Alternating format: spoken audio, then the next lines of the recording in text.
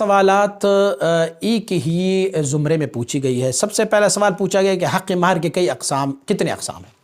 دوسرا سوال پوچھا گیا کہ آج کے دور میں حق مہر کس تناسب یا حساب سے نکاح میں رکھا جائے۔ اور تیسرا سوال پوچھا گیا اللہ رب العزت نے عورت کو اجازت دی رکھی ہے کہ وہ چاہے تو پورا یا آدھا یا کچھ حصہ اپنی حق مہر کا معاف کر سکتی ہے۔ اس بات میں اللہ رب العزت کی کیا حکمت پوشیدہ ہے۔ سب سے پہلے آتے ہیں کہ حق مہر کی کتنی اقسام ہیں۔ ایک کو کہتے ہیں مہر مسمہ، ایک کو کہتے ہیں مہر فاطمی، ایک کو کہہ رہا ہے مہر مثل، ایک کو کہتا ہے مہر معجل، ایک کو کہتے ہیں مہر مؤجل۔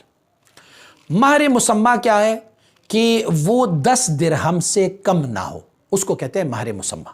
ایک مہر فاطمی، سیدہ طیبہ طاہرہ فاطمہ الزہرا رضی اللہ عنہا کو جو مہر دی گئی تھی، ان کا مہر لیا گیا تھا، وہ مہر کتنا تھا؟ وہ 500 درہم چاندی کی وہ مہر ان کا لیا گیا تھا۔ ایک اور مہر مثل اس کو کہتے ہیں کہ آپ کی خاندان میں جو لڑکیاں جن کی اس لڑکی سے پہلے شادی ہوئی ہے، ان کے جتنے پیسوں میں مہر رکھا گیا ہے اتنے پیسوں میں اس کی بھی مہر رکھی جائے، اس کو کہتے ہیں مہر مثل۔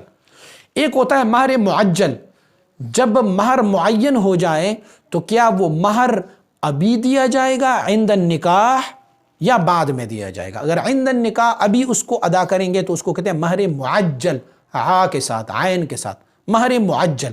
اور ایک ہوتا ہے ایک مہر مؤجل، جس کو تاریخ اور ٹائم دیا جائے یا ٹائم نہ دیا جائے، کہیں کہ بعد میں اس کو ادا کریں گے۔ یہ تو مہر کی اقسام تھے۔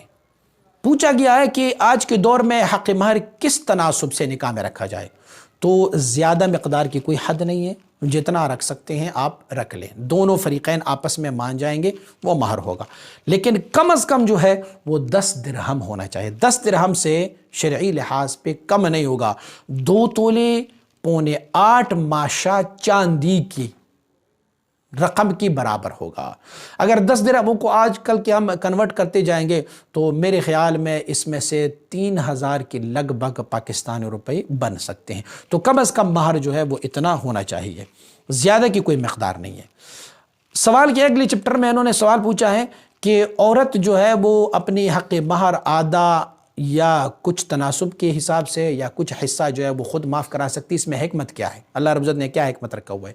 اللہ رب العزت نے اس میں حکمت یہ رکھا ہوا ہے کہ جب مہر کی مالکن یہ خاتون بن جاتی ہے تو مالک کو اختیار دیا گیا ہے کہ وہ اپنی مال میں جس طرح کا تصرف کرنا چاہیں وہ اپنا تصرف کر لیا جائے۔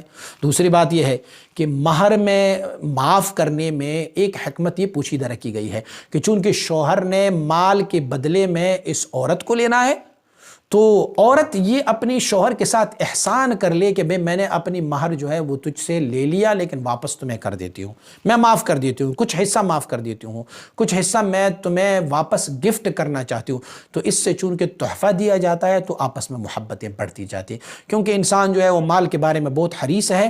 تو اگر بیوی اپنے مال کا کچھ حصہ جو مہر کی صورت میں ہے اپنے شوہر کو واپس گفٹ کر دیتی ہے تو اس سے میاں بیوی کی زندگی پر بہت اچھے اثرات مرتب ہو جائیں گے، آپس میں محبتیں بڑھتی جائیں گی۔